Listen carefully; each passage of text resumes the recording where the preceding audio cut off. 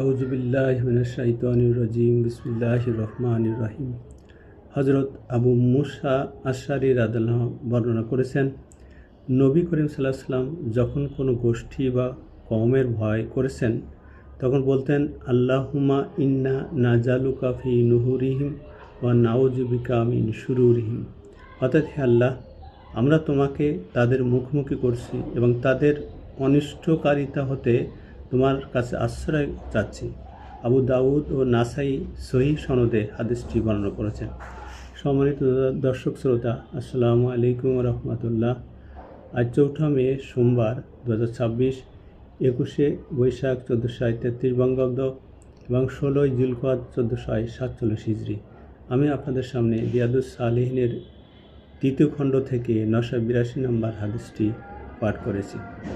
এই হাদিসে রাসূলুল্লাহ সাল্লাল্লাহু আলাইহি সাল্লাম আমাদেরকে নির্দেশ দিয়েছেন, যখন কোনো কওম বা গোষ্ঠী বা কোনো ব্যক্তি সামনে আমরা যাব এবং তাদেরকে যদি আমরা ভয় পাই, তাহলে এই দোয়াটি যেন আমরা স্মরণ করি।